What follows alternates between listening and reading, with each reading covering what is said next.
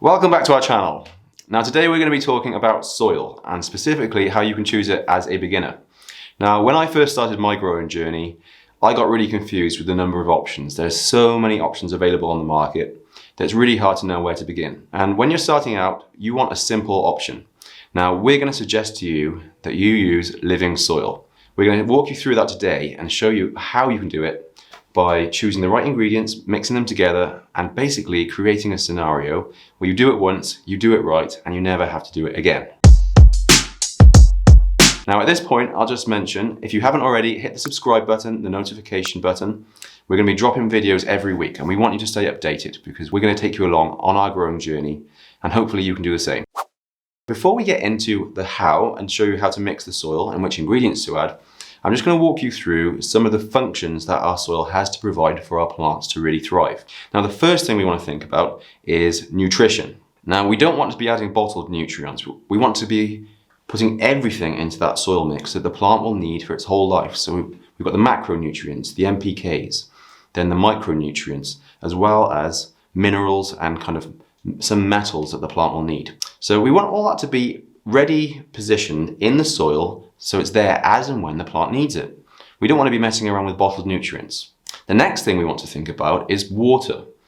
Now, there are two things we really want to consider. The first of these is water retention. So we want the soil to be able to hold on to, almost like a sponge, a good deal of water so the plants can access that when it wants. We don't have to water constantly. The second thing we want to think of, and it seems to be contradictory, is drainage, because we want the water to be able to escape from that soil and not be too wet. So it's kind of like a balancing act. We don't want too much, we don't want too little. So if we create the right structure in our soil, the soil will take care of that on its own and we won't have to worry about it. Another thing we want to think about is aeration. So we don't want our soil to get too compact. We want to make sure the structure is quite open and oxygen can really get down into that root zone because the roots actually need to breathe. Now, last of all, we want to talk about habitats. Some of the ingredients we can add to our soil will provide homes for the microorganisms. Now it's too small for us to see, but if we took a piece of perlite, for example, the little white pieces of rock we put in our soil, this is basically like a mansion for bacteria. They can live in there and thrive, and they're going to be able to produce more soil biology, which will really take care of our plants. So you can probably understand now that to provide all these functions, we need to add quite a lot of ingredients. And that can be a bit of a pain, to be honest. So we've included in the description box below some links to some pre-mixed living soils that you can order straight up, ready-made, and you don't have to do anything.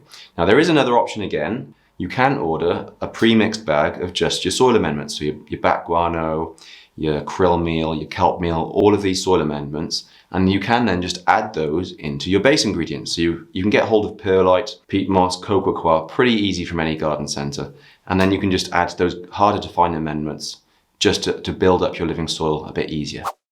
All right, so let's get stuck into our ingredients. Now we like to use cocoa coir. There are several reasons for that, so I'll go into those. One of the main ones is its moisture wicking capability. Now if you can look, it's made of these fibers. And these are kind of like miniature drinking straws in a way. If I were to dip this into a glass of water, the moisture would get sucked all the way up the length of that strand. And in our containers, this allows us to bottom water so that the water can find its way up to the top of the pot without us ever adding water to the top. So this is great, it keeps the nutrients in our soil. Another great thing of this cocoa coir is it resists compaction. You can't squish it down. And we really want that to happen in our containers because we're not planning to remove this soil. We want to leave it in there and get it to grow better and better through the soil biology. So the last thing we want is for it to all get squished down and air won't be able to penetrate. Remember, we need that aeration. Now the second of our base ingredients is peat. Now this is a bit more powdery than the cocoa coir, as you can see. It's got a finer structure, which kind of complements the cocoa coir pretty well. The main things we want peat for is the fact that this can behave as what's called a nutrient buffer. What do I mean by nutrient buffer? Well, all it means is that if there is any soluble nutrition in our soil, that means the nutrition that can be soaked and absorbed up by water, then that nutrition will be soaked into and held onto by the peat moss, like a kind of sponge, to be released back later when the plant needs it. So it's not lost. If our containers get rained on and water soaks through, those soluble nutrients can be washed away. With the peat moss, it's going to hold on to a good portion of that, which is something we really want. Now the last ingredient we have is this, perlite. I've already got some in that soil mix, as you might have noticed, but I add quite a lot extra. This is excellent for aeration. It is so airy and almost fluffy. Each of these little pieces is like a little bubble of air, almost like a little scuba tank for our soil microorganisms. So they can always breathe. It also provides habitat. Microorganisms can live within that perlite. So we've covered all of the functional bases there. We've got the water retention, the drainage, and habitat. Now the next thing we want to think about is nutrition. So let's get on to our amendments that provide nutrition for our plant. Right, so we've got the structure covered. We've got everything we need to make sure the functional aspects of our soil are covered. Next, we've got to think of nutrition. And the go-to number one nutrition I always put in my soil mix is this, worm castings. Now, lots of gardeners call these black gold, and for good reason. They really are just full of nutrition, but it's a very slow release fertilizer. Now, what that means is, if you were to look at the NPK numbers on a bag of worm castings, you'd normally see that the NPK would be something like 001, which seems like it's basically got nothing in it, right? Well, that's not the case. Over time, these will slowly release the nutrition into the soil because it's all locked up in a non-soluble form. So it can't get washed away with water. It requires the soil bacteria and the soil fungi to unlock it and then feed it to our plants. Next in line in terms of nutrition is bat guano. And as well as that, I like to add kelp meal. Now, both of these have got higher nutrient profiles. If you read the NPK numbers of bat guano, it's probably something like 14 in nitrogen, maybe 4 to 1. So it's got a lot of soluble nitrogen. Now, the good thing about our soil mix is that we already have that peat as a nutrient buffer. It's going to help to soak up some of this bat guano's excess nutrition, but we will see a great deal of leafy growth once we've added this. The other good thing about bat guano is that it can act as a compost activator, and what that means is that when we start cooking our soil, allowing it to compost and warm up, this bat guano will speed up the process. Next thing we had is krill meal. Now this stinky stuff, this has got a lot of essential fatty acids, as well as, again, many of those micronutrients which are not covered elsewhere.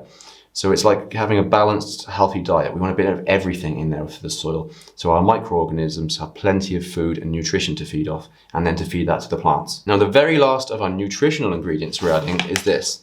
Now, this is a bokashi version of kelp meal, but kelp in general has a very low macronutrient profile. We're not adding it for the nitrogen, phosphorus, and potassium. It does, however, have a very large range of elements that our plants won't get elsewhere. So I think of this kind of like a multivitamin. It's got things like copper, manganese, iron, a lot of stuff that you won't get in the rest of the ingredients. So again, we're covering all those bases, making sure that every single possible need of our plant is already taken care of before the need arises. Okay, very last on the list of ingredients is not actually a nutritional one. It does add a little bit of nutrition, but it pretty much acts as a pH buffer. Now this is lime. It's just a bit of a powder. It's calcium carbonate, and this provides what is called a pH buffer. Now this is really important because our plants enjoy a certain level of acidity in the soil. And if it gets too acid, they're just not going to like it and they'll stop growing. So we've got to make sure that it's buffered. And what that means is the lime will soak up any excess acidity and make sure we keep the pH number exactly where we want it to be. All right, so there we go. We've got all the technical stuff out of the way. We know what each of these ingredients does. Now we just got to mix them together and create our soil.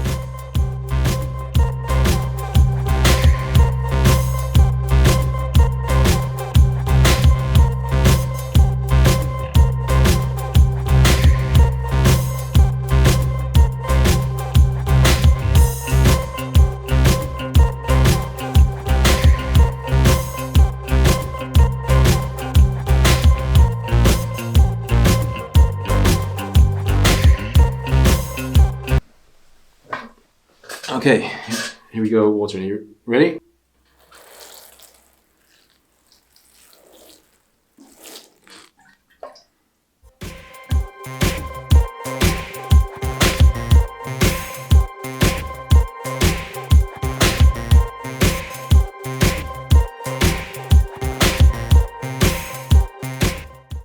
All right, now it's not completely soaking. It's just nice and damp, which is where we want it to be. And last stage is to put it in a container. let me just mention a few best practices. The first of these would be to mix your ingredients dry. Now, if you add water too soon, what you'll find is that you'll get this clumpiness. It won't mix evenly. And remember, that's the name of the game. In terms of mixing, we want all of these ingredients evenly distributed throughout the soil mixture. So there's not any kind of hot pockets where there are too much nutrition or there's too little nutrition over here. It's just the same all the way through the soil. Second thing which will help you to do that is to make sure, if you've got any lumpy ingredients, to give them a good sieve. Now, the back guano I picked up was in big chunks, and the last thing I want is to have a big chunk of that within my finished product.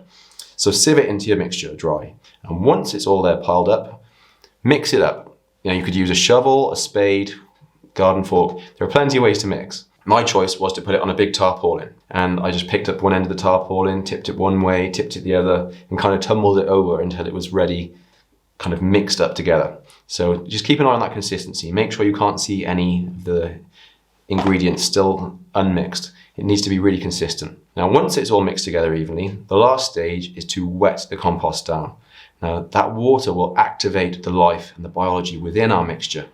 And we have the back guano in there as well, remember. That will accelerate the process. And what you will notice is that it will start to heat up over the coming days. Now, this is the process of composting. It can get up to around 60 degrees, and that is kind of ideal. But around 4 weeks after you start that process, it will start to cool down until it gets back to a normal temperature, and there you have it. That will be your final finished product, ready to add to your containers. And once you do add it to your containers, it'll just get better and better. That soil biology will continue the process of decay. So it's not finished, really. It'll never be finished. You keep feeding it. A lot of that nutrition is still locked up, but it's going to be perfect for our plants to start growing. All right, guys, so now hopefully you know how to have your own living soil mix from start to finish. Now, there are other options. Don't forget, if you want to order pre-mixed, we've included a link below. But we do also have the quantities for our recipe. So if you want to mix your own, you'll find links for all the ingredients there too. Now, don't forget to subscribe and hit the notification bell, because we're going to be releasing another video next week where we're going to walk you through our propagation station and show you how we've got a constant supply of seedlings which are ready to be planted outside into our brilliant soil. Until then, we'll see you next week.